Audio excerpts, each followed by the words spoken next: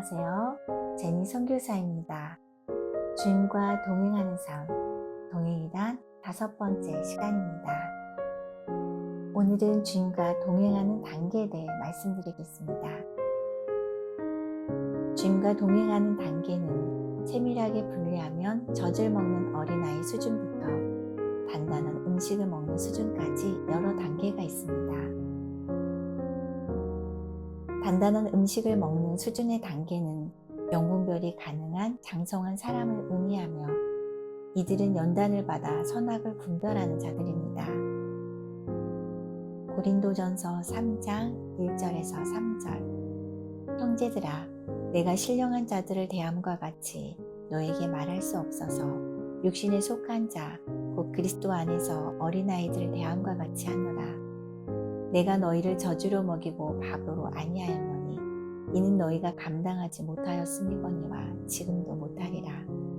너희는 아직도 육신에 속한 자로다.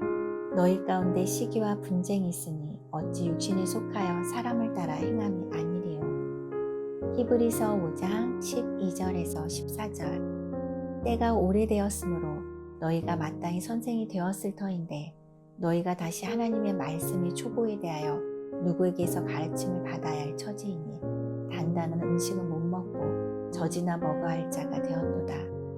이는 젖을 먹는 자마다 어린아이니 의의 말씀을 경험하지 못한 자요. 단단한 음식은 장성한 자의 것이니 그들은 지각을 사용함으로 연단을 받아 선악을 분별하는 자들입니다. 주님과 동행하는 단계는 9단계로 세분화할 수 있습니다.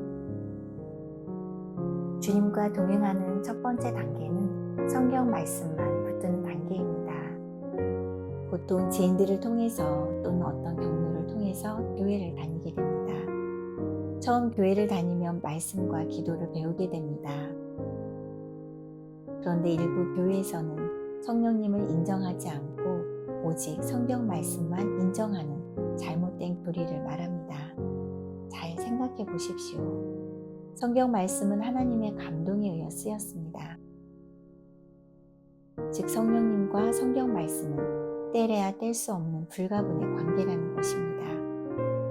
그런데 성경 말씀만 인정하고 성령님을 인정하지 않으면 성경 말씀을 문자로만 이해하여 십자가의 능력이 나타날 수가 없습니다. 디모데후서 3장 16절 모든 성경은 하나님의 감동으로 된 것으로 교훈과 책망과 바르게 함과 의로 교육하기에 유익하니. 주님과 동행하는 두 번째 단계는 귀신과 마귀의 역사를 아는 단계입니다. 뭔지 모르지만 영의 세계가 있다는 것을 아는 단계를 의미하며 주님이 살아계시고 존재하심을 아는 단계입니다. 이 단계에서는 하나님이 살아계심을 어렴풋이 느끼게 됩니다.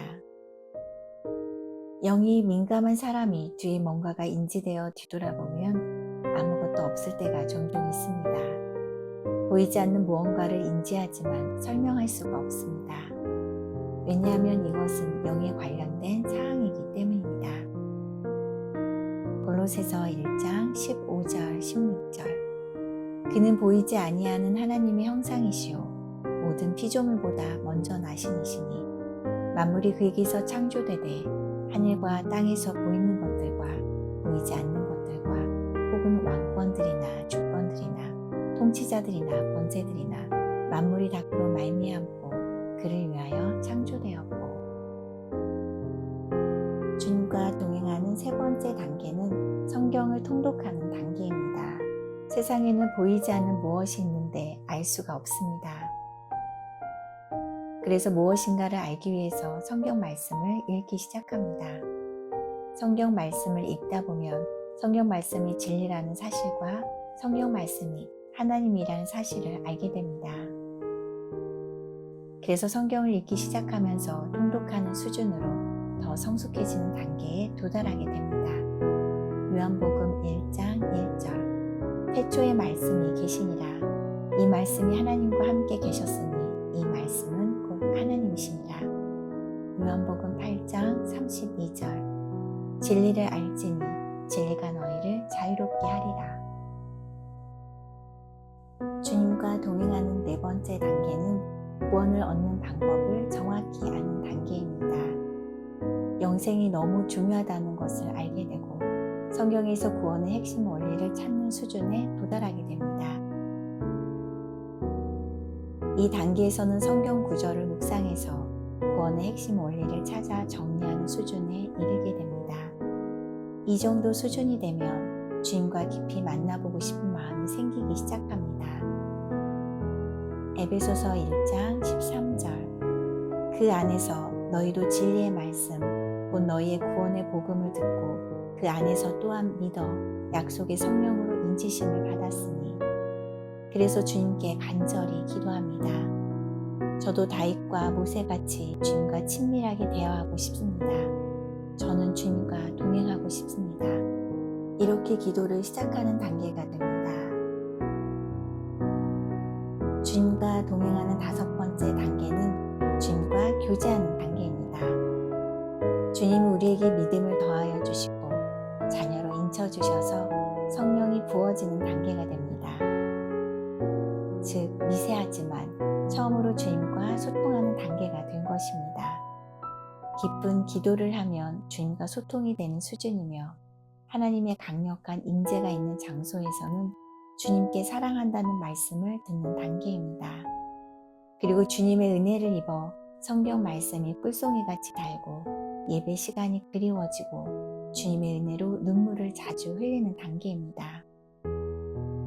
요한복음 10장 27절 내 양은 내 음성을 들으며 나는 그들을 알며 그들은 나를 따르느니라. 시편 19편 9절 10절 여호와를 경외하는 도는 정결하여 영원까지 이르고 여호와의 법도 진실하여 다 의로우니 금 곧 많은 순금보다 더 사모할 것이며 꿀과 송이꿀보다 더 달도다. 주님과 동행하는 6번째 단계는 죄가 싫어지는 단계입니다. 성령님과 깊은 교제를 통하여 깊은 기도를 할 수 있으며 성경 말씀을 깊이 묵상하여 주님의 성품을 알아가는 단계입니다. 즉 주님과 충분히 친밀하게 교제하고 아는 단계입니다.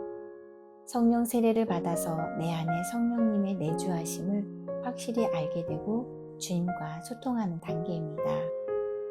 주님을 영혼 육으로 경험하고 생활 속에서 교제하며 깊이 사랑할 뿐 아니라 그분에게 사랑을 느끼며 기뻐하는 단계입니다. 하나님이 지금 내게 무엇을 원하시는지 그분과 교제하며 깊숙이 대화하는 단계입니다. 이 단계에 도달하게 되면 죄가 너무나 싫어집니다. 그래서 사도 바울은 나는 공고한 사람이다. 누가 지옥에 갈 나를 건져줄 것이냐 하고 탄식합니다. 로마서 7장 23절 24절 내 지체 속에서 한 다른 법이 내 마음의 법과 싸워 내 지체 속에 있는 죄의 법으로 나를 사로잡는 것을 보는도다. 오호라 나는 공고한 사람이로다. 이 사망의 몸에서 누가 나를 건져내랴.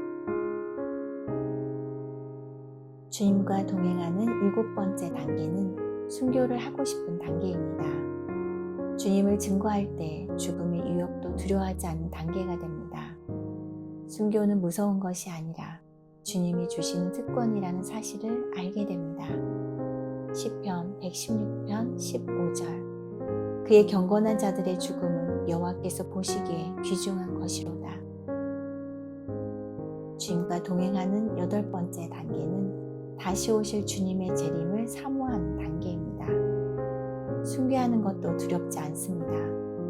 오직 다시 오실 주님을 고대하는 마음이 너무 간절하여 주님의 재림을 위하여 미력 하나마 자기의 사명을 묵묵히 감당하고 싶어지는 단계입니다. 주님께서는 우리를 구원해 주시고 거룩한 사명을 맡기려고 우리를 부르셨습니다.